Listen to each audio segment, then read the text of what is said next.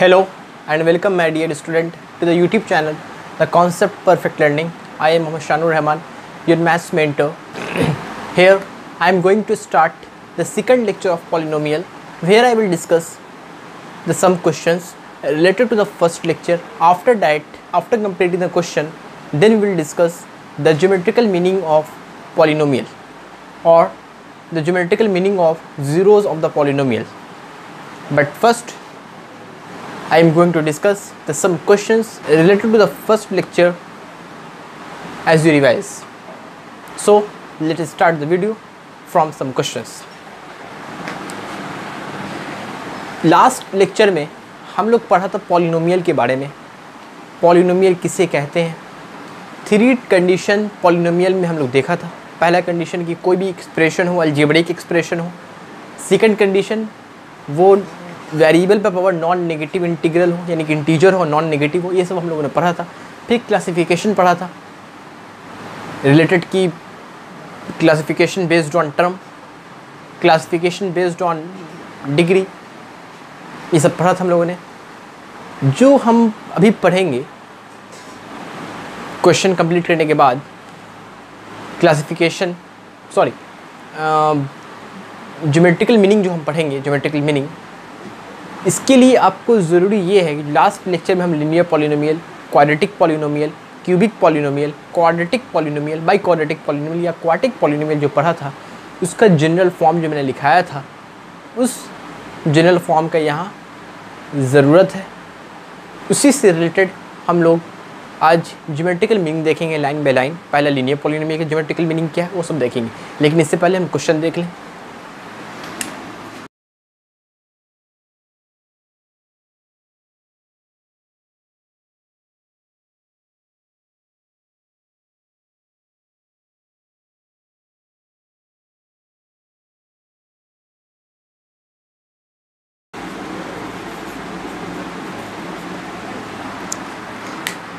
यहाँ पॉलिनोमियल का 5 क्वेश्चंस है.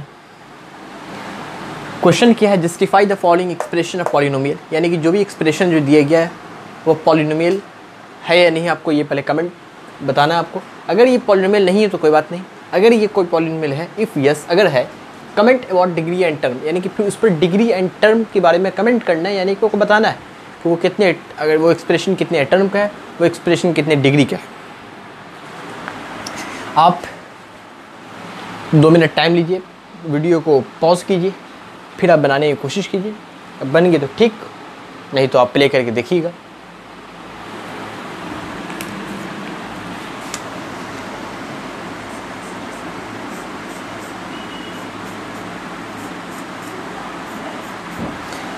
फर्स्ट ऑफ ऑल जितने भी 5 क्वेश्चंस है, पहले हम लाइन बाय लाइन इस पर डिस्कस कर लें. देखिए, पॉलिनोमियल का 3 कंडीशन है, हम बार बार बोल रहे हैं. पहला वो अलजेब्रिक एक्सप्रेशन होना चाहिए, दूसरा वो उसका वेरिएबल में पावर नॉन नेगेटिव होना चाहिए, इंटीजर होना चाहिए. यहाँ देखिए ये अलजेब्रिक एक्सप्रेशन भी है, इस पर जो वेरिएबल पर पावर है वो क्या है, सब पॉजिटिव है, नॉन नेगेटिव है. इंटीजर भी 2 3 1 क्या है, इंटीजर भी है, इसलिए ये क्या होगा पहला फर्स्ट पॉलिनोमियल. ठीक है. सेकंड क्या होगा, देखिए अलजेब्रिक एक्सप्रेशन तो है, लेकिन जो वेरिएबल पर पावर है वो फ्रैक्शन है, वो इंटीजर नहीं है, इसलिए दूसरा कंडीशन फेल करेगी, इसलिए ये पॉलिनोमियल नहीं है. यहाँ देखिए इस वेरिएबल -2 है, यानी कि नेगेटिव है. नॉन नेगेटिव होना ज़रूरी है, भले ही वो इंटीजर है, लेकिन क्या है यहाँ पर नॉन नेगेटिव होना चाहिए, लेकिन यहाँ पर नेगेटिव है, इसलिए पॉलिनोमियल नहीं है. यहाँ देखिए 5/y को, इसमें देखिए 5/y, इसको हम 5/y को ऐसे लिख सकते हैं रफ में. देखिए यहाँ 5/y को हम बाई एक्सपोनेंट आपने पढ़ा होगा क्लास 8th में, उसके ऊपर ले जाएंगे तो पावर -1 हो जाएगा. जब पावर जब आ गया, ये नेगेटिव आ गया, नॉन नेगेटिव तो है नहीं, इसलिए ये भी पॉलिनोमियल नहीं. और यहाँ देखना है रियल नंबर पर नहीं देखना, आपको देखना है वेरिएबल पर. यहाँ पावर क्या है, 1 है या 2 है या 0 है यहाँ पर, तो पॉलिनोमियल है. ठीक है, पहले मैंने डिस्कस कर दिया.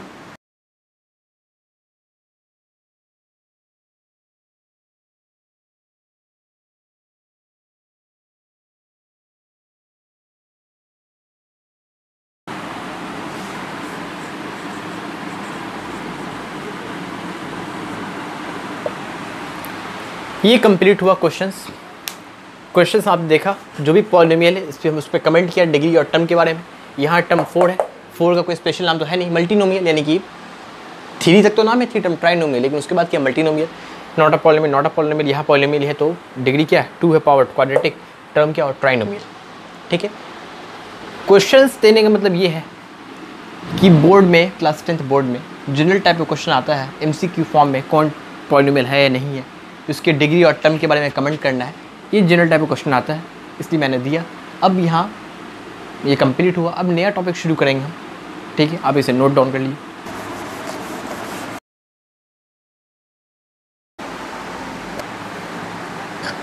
अब हमें देखना है geometrical meaning of zeros of the polynomial. Geometrical meaning समझने के लिए फर्स्ट ऑफ ऑल आपको ज़रूरी ये है कि जो मैंने लास्ट लेक्चर पढ़ाया था, हर एक का फंडामेंटल कॉन्सेप्ट, यानी कि जनरल फॉर्म लीनियर पॉलिनोमियल का ax plus B, quadratic polynomial का ax square plus bx plus C, cubic polynomial का ax cube plus bx square plus cx plus D, biquadratic या क्वार्टिक पॉलिनोमियल का ax to the power 4 plus bx cube plus cx square plus dx plus E. ये चारों general form बहुत ज़रूरी है geometrical meaning के लिए। Geometrical meaning मतलब ग्राफ, हम बाई ग्राफ समझेंगे, इसलिए हम ज्योमेट्रिकल मीनिंग देखना जीरोस ऑफ द पॉलिनोमियल का, यानी कि आप zeros of the polynomial last lecture में आप ये टॉपिक पढ़ चुके हैं, यानी कि कोई भी पॉलिनोमियल है उसको जीरो को इक्वल करें, इक्वल करने के बाद कोई पर्टिकुलर वैल्यू, वेरिएबल का वैल्यू निकालें, उस वैल्यू से ये पता चलता है हमें कि अगर ये वैल्यू उस पॉलिनोमियल में रिपीट दोबारा अगर पुट करेंगे तब वो पॉलिनोमियल जीरोस हो जाएगा, ये मतलब होता है। लेकिन हम फिज़िकली निकाला बाय ट्रांसपोर्टेशन, लेकिन अगर फिज़िकली नहीं निकाला, अगर ज्योमेट्रिकली निकालें तब हम किस तरह निकालेंगे, उसके लिए ज़रूरी ये है कि ग्राफ बनाएं। ग्राफ आप जानते होंगे, एक और बात, कोई भी ग्राफ होता है कोऑर्डिनेट ज्योमेट्री में फिर से पढ़िएगा, आई थिंक क्लास 9th में आप ग्राफ, 8th में ग्राफ पढ़ चुके हैं आप, इसलिए आप ग्राफ में समझ जाइए कि कोई भी पॉइंट एक्स एक्सिस पे होता है तो वाई उसका ज़ीरो होता है, सब जानते हैं आप लोग क्लास 10th में। इसलिए हम ज्योमेट्रिकल मीनिंग शुरू करते हैं और कुछ भी दिक्कत होगा हम बीच में बताते रहेंगे आपको। ठीक है, शुरू करते हैं।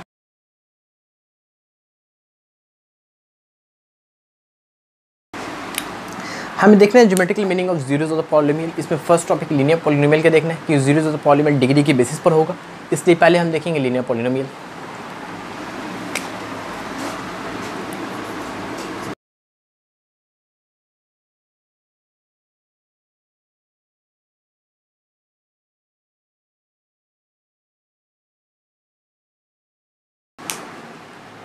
लीनियर पॉलिनोमियल लिखा, इसका एक general form ax plus b होता है। हम एक एग्जांपल कंसीडर किया, जनरल फॉर्म से आप उसके अंडरस्टैंडिंग के लिए एग्जांपल लेना, न्यूमेरिकल एग्जांपल लेना बहुत ज़रूरी है, इसलिए हम एक एग्जांपल लिया। Let us consider an example of linear polynomial, यानी कि लीनियर पॉलिनोमियल का एग्जांपल लिया। Example y is equal to 2x - 4, यानी कि px और y क्या हो, कुछ हो, a का वैल्यू 2, x, b का वैल्यू -4, इसी के सेट लिया, इसी के फॉर्म में लिया एक एग्जांपल। इस एग्जांपल से हम पहले हम ज्योमेट्रिकल, पहले फिजिकली देखेंगे क्या उसका वैल्यू क्या होगा जो पूरा पॉलिनोमियल ज़ीरो हो जाएगा, फिर हम ज्योमेट्रिकली आपको बताएंगे। मेन ज्योमेट्रिकली, फिजिकली नहीं। फिजिकली आप जानते होंगे पहले से, मेन है क्या ज्योमेट्रिकली। हम ज्योमेट्रिकली जानेंगे किस तरह से हम, क्या अंडरस्टैंडिंग है ज्योमेट्रिकल मीनिंग का।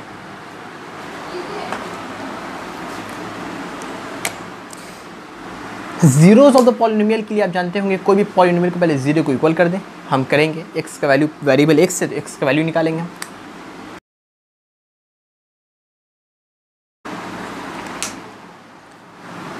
ये हुआ फिजिकली मीनिंग, यानी कि हम x का वैल्यू निकाला बाय ट्रांसपोर्टेशन, x का वैल्यू 2 आया। x का वैल्यू यहाँ 2, यहाँ पर ये बताता है, it shows that if you put the value of x is equal to in this equation then the equation become 0। यही जीरो ऑफ पॉलिनोमियल का फिजिकली मीनिंग है। लेकिन ज्योमेट्रिकल मीनिंग, अगर हमको फिजिकल मीनिंग नहीं आता, ट्रांसपोर्टेशन हम नहीं निकालना चाहते, तो बाई ग्राफ बिना फिजिकली किए हम किस तरह निकालेंगे, बिना मैनिपुलेशन, बिना फिजिकली किए हम किस तरह तब जीरो ऑफ पॉलिनोमियल निकालेंगे ग्राफ से, वही ज्योमेट्रिकल मीनिंग है। अब हम सीखते हैं geometrical meaning of linear polynomial by graph.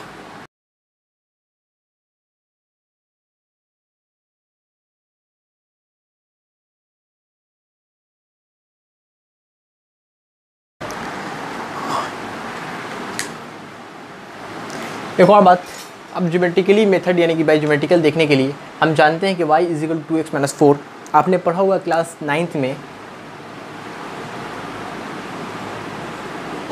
y is equal to M X plus C, ये इक्वेशन स्ट्रेट लाइन का है, आप जानते होंगे ये इक्वेशन स्ट्रेट लाइन के क्लास 9 में आप पढ़ चुके होंगे।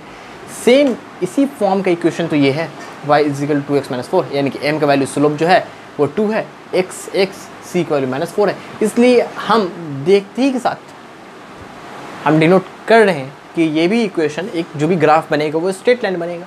यहाँ से हम कन्फर्म स्ट्रेट लाइन ये बनेगा, तो ये भी बात हम जानते हैं स्ट्रेट लाइन ये बनेगा। तो हम ये जानते हैं कि स्ट्रेट लाइन के लिए मिनिमम 2 पॉइंट्स ज़रूरी। Straight line can be draw by joining 2 points, minimum 2 points essential है, मिनिमम नेसेसरी है। लेकिन हम 2 पॉइंट्स 2 कोऑर्डिनेट निकालिए 0 माइनस 4 1 माइनस 2, यहाँ से मैं स्ट्रेट लाइन ड्रॉ कर सकते हैं। पहले हम ग्राफ ड्रॉ करते, फिर ग्राफ ड्रॉ करने के बाद ये हम नोटिस में लाएंगे बात को, ज्योमेट्रिकल मीनिंग का जीरोस किस तरह निकालेंगे बाई ग्राफ, ठीक है।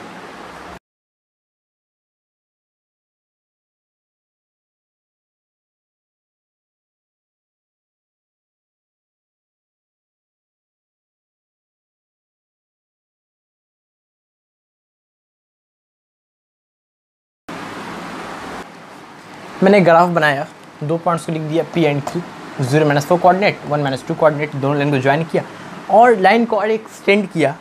स्ट्रेट लाइन को एक्सटेंड करने के बाद अब ये पता चला 2,0 से ये लाइन ज्वाइन होके गुजर रहा है, PQ होते हुए A 2,0 से होते हुए गुजर रहा है, ये स्ट्रेट लाइन बना। पहले ही हम जानते थे ये ग्राफ स्ट्रेट लाइन बनेगा, ये कन्फर्म था, लेकिन बनाया तो 2,0 से ये गुजर रहा है। इसका मतलब ये चला, हम फिज़िकली देखा था यहाँ पर, यहाँ देखिए x इज इक्वल 2 पे पूरा ये y 0 हो जा रहा था, पॉलीमर 0 हो जा रहा था x इज इक्वल 2 पर। सेम यहाँ भी हुआ, हम ग्राफ बनाया पी क्यू से ड्रॉ किया तो ये पता चला x के वैल्यू 2 पर y 0 है। कोई भी हम जानते हैं x एक्सिस के कोई भी पॉइंट, यानी कि point x on x axis y become 0, y 0 होता है y एक्सिस, तो यहाँ क्या हुआ 2 पे 0 है। ये पता चला हमें कि x के वैल्यू 2 पर y पर 0 हो रहा है। हम सिर्फ यही बनाकर, सिर्फ ये ड्रॉ कर हम समझ जा रहे थे, लेकिन फिजिकली हम देख चुके थे यहाँ पे x बराबर 2 पे y 0 होता है, पूरा पॉलीनोमियल 0 होता है, पॉलीनोमियल होता है। लेकिन हम ज्योमेट्रिकली फिर देखा तो ये पाया हमने कि कोई भी ग्राफ बनाया, ग्राफ को एक्सटेंड किया स्ट्रेट लाइन को, तो पता ये चला कि x एक्सिस होते हुए गुजर रहा है, तो x एक्सिस का पॉइंट को डिनोट किया, x इज इक्वल 2 पर y 0 हो रहा है 2,0। इसका मतलब ये चला कि x बराबर 2 पे पूरा 0 पॉलीनोमियल क्या x बराबर 2, ये हमें पता चला बाई ग्राफ। इसी तरह हम क्वाड्रेटिक देखेंगे, क्यूबिक देखेंगे, कोई भी हम पॉलिनोमियल देखेंगे तो हम यहाँ से पता ये करेंगे कि कोई भी ग्राफ बनाएंगे x एक्सिस से, कोई भी ग्राफ हो, ज़रूरी नहीं हो स्ट्रेट लाइन हो, पैराबोला हो सकता है, कोई भी ग्राफ हो सकता है, डिफरेंट टाइप्स ऑफ ग्राफ हो सकता है। बस x एक्सिस से वो जैसे ही पास करेगा तो हम वही देखेंगे, वहीं पर देखेंगे कि उस पॉइंट का जो कोऑर्डिनेट है y 0 जो हो रहा है वो x एक्सिस किस पॉइंट से होते हुए गुजर रहा है। जिस पॉइंट से होते हुए गुजरेगा हम वो x एक्सिस का पॉइंट जीरोस और पॉलिनोमियल होगा, क्योंकि हम जान रहे हैं यहाँ पर x बराबर 2 पे y 0 होता है, और यहाँ पर सेम था x बराबर 2 पे y 0 हो रहा था, है ना। आप ज्योमेट्रिक, आई होप कि आप ज्योमेट्रिकल मीनिंग क्या होता है आप समझ गए होंगे। अब इसके रिमार्क्स देखिए।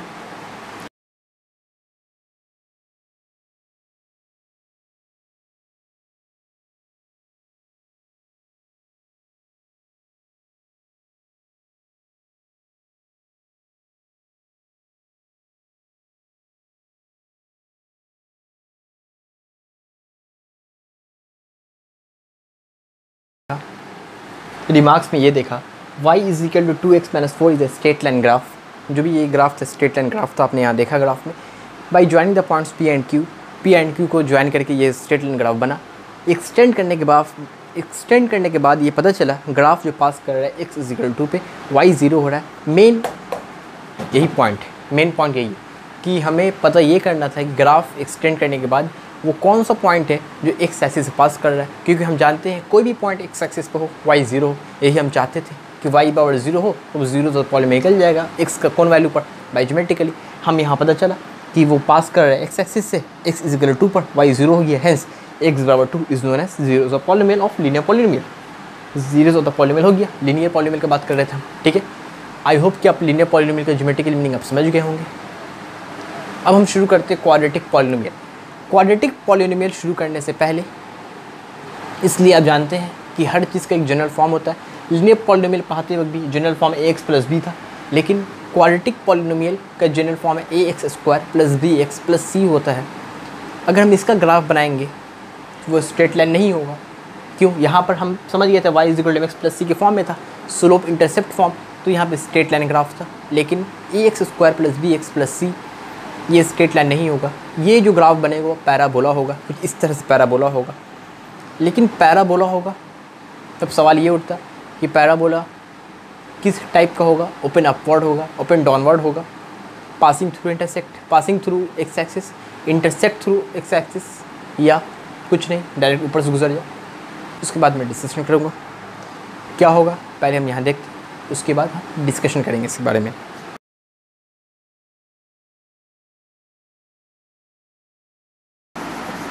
क्वाड्रेटिक पॉलिनोमियल देखते हैं।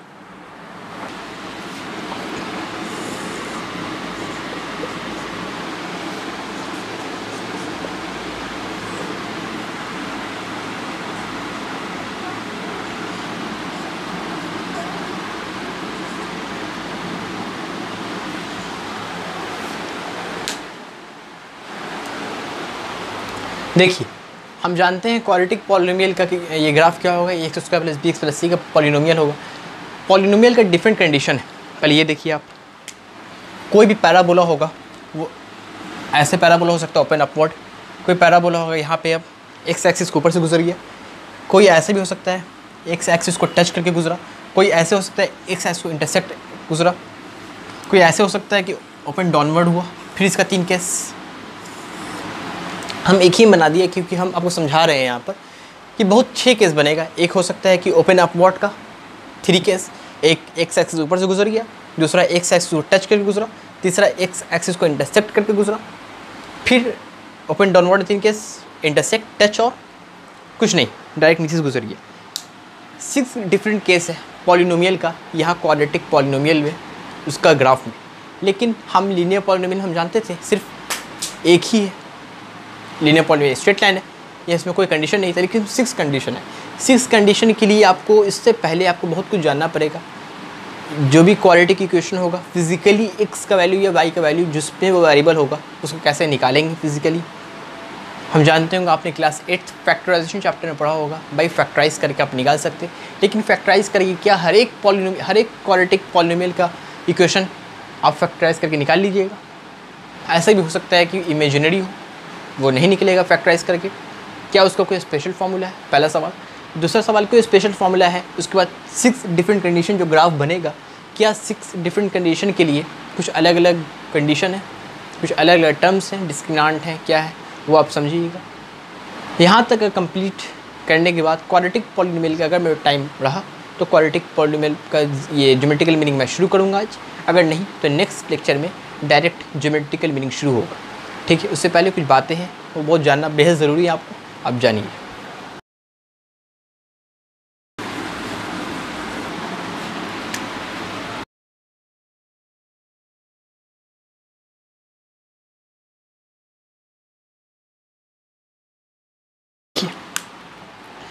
यहाँ पर क्वाड्रेटिक पॉलिनोमियल का जनरल फॉर्म लिखा है X square plus B X plus C, उसके बाद फिर इक्वल टू ज़ीरो किया तो ये क्वाड्रेटिक इक्वेशन बन गया। अब हमें ये देखना होगा एक्स का वैल्यू क्या स्पेशल फार्मूला क्या होगा, वो हम देखेंगे। एक्स का क्या स्पेशल फार्मूला है कि डायरेक्ट हम एक्स का वैल्यू निकाल दें। डिग्री 2 है यानी कि एक्स का 2 वैल्यू होगा, यानी कि हम एक्स बराबर 0 पकड़ के निकालते हैं ये इक्वेशन 102 वैल्यू, वही एक्स के 2 वैल्यू पर वही इक्वेशन 0 होगा, अन्यथा किसी वैल्यू पर वो इक्वेशन 0 नहीं होगा। ठीक है, देखते हैं क्या स्पेशल फार्मूला है।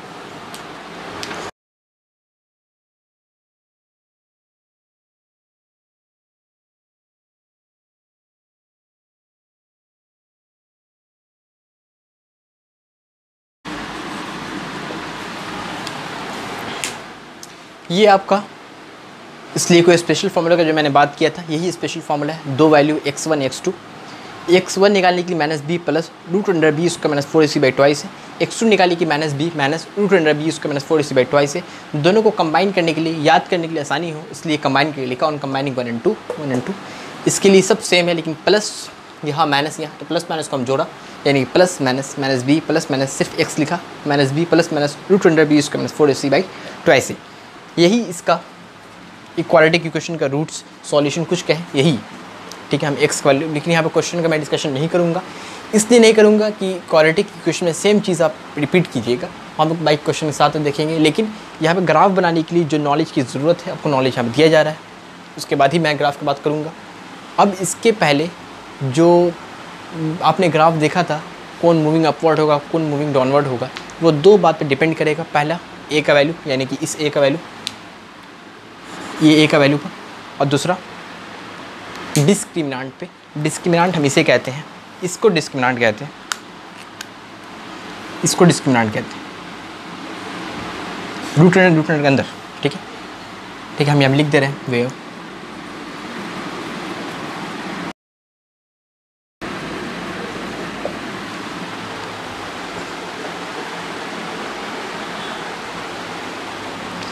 इसे हम बी स्क्वायर माइनस 4ac को डिस्क्रिमिनेंट कहते हैं, इसको डी से डिनोट किया जाता है, डी कैपिटल डी लेटर से डिनोट करते हैं। अब हम आते हैं ग्राफ पर।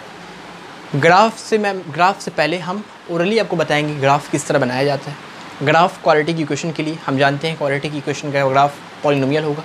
पॉलिनोमियल के 6 डिफरेंट कंडीशन है जो आपने कुछ देर पहले देखा। उसके बाद हम देखेंगे कि ओपन अपवर्ड कब होगा, जब ए का वैल्यू ग्रेटर देन 0 होगा तो ग्राफ पैराबोला ओपन अपवर्ड होगा।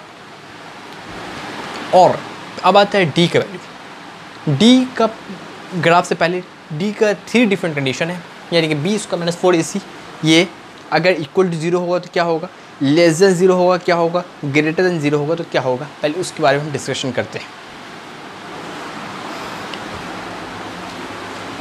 आप इसे नोट कर लीजिए, जो भी मैं लिखाऊँ हम बोले या ना बोले, लेकिन आप नोट कर लीजिए पॉज करके। उस पर नोट करने के बाद फिर आप प्ले कीजिए, फिर आगे देखिए।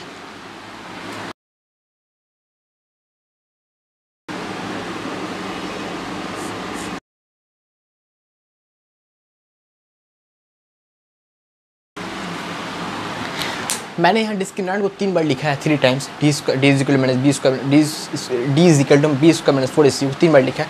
आप समझ गए होंगे 3 बार लिखने की वजह ये है कि पहला ग्रेटर देन 0, दूसरा इक्वल टू 0, तीसरा लेस देन 0 का क्या डिफरेंट कंडीशन होगा।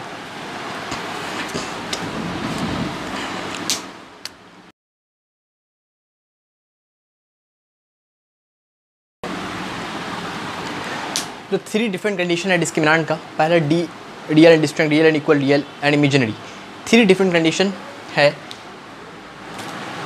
इसके लिए पहले मैं बता दूं कि जब भी हम क्वाड्रेटिक इक्वेशन के 2 रूट्स हम जानते हैं कि वो डिग्री 2 है। जितना कोई भी इक्वेशन में जितना डिग्री होगा उतना ही रूट्स होगा, ठीक है। पहला है डी का वैल्यू ग्रेटर देन 0, दोनों रूट्स, 2 रूट्स होगा, रियल होगा एंड इक्वल होगा। रियल मतलब रियल नंबर होगा, आप जानते हो रियल नंबर है ना। रियल नंबर किसे कहते हैं, real number are the number to represent algebraic distance of distinct point lying on the same straight line. आप जानते होंगे ये डेफिनेशन क्लास 7 में पढ़ा होगा आपने। यानी कि जो दोनों रूट्स होगा, अगर डी का वैल्यू ग्रेटर देन 0 है, वो दोनों रूट्स होगा रियल होगा एंड डिस्टिंक्ट होगा, यानी कि एक 2 है दूसरा 3, एक -4 दूसरा -3। डिस्टिंक्ट मतलब अलग अलग होगा दोनों रूट्स।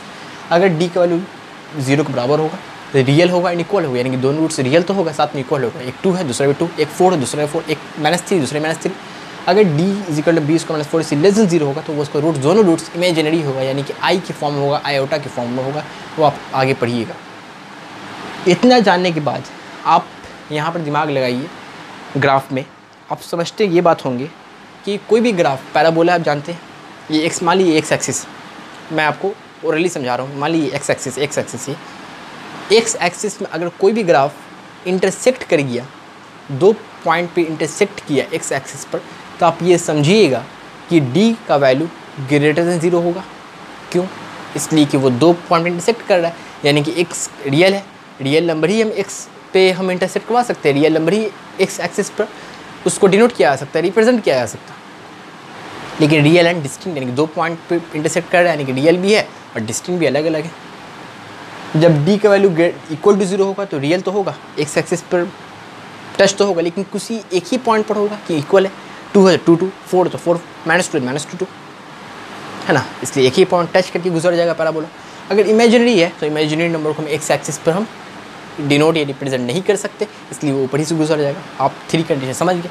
अब ओपन अपवर्ड में हम बताया, यानी कि ए का वैल्यू वहाँ पे ग्रेटर देन 0 होगा, ए का वैल्यू लेस देन 0 होगा तो एक्स एक्सिस है, कोई इंटरसेक्ट करेगा, यानी कि डी का वैल्यू ग्रेटर देन 0 होगा, लेस देन ए का वैल्यू लेस देन 0 में रियल एंड डिस्टिंक्ट में, अगर इक्वल टू 0 होगा टच करके गुजर जाएगा, ओपनिंग डाउनवर्ड रहेगा नीचे, डी का वैल्यू इक्वल टू 0 में, लेस देन 0 में, ए का वैल्यू अगर नेगेटिव है तो बिना टच किए बिना इंटरसेक्ट किए नीचे ही से गुजर जाएगा। ये हुआ आपका ज्योमेट्रिकल मीनिंग ऑफ ग्राफ। ठीक है, आप जितना मैंने ओरली बताना था वो ग्राफ मैंने कंप्लीट कर दिया।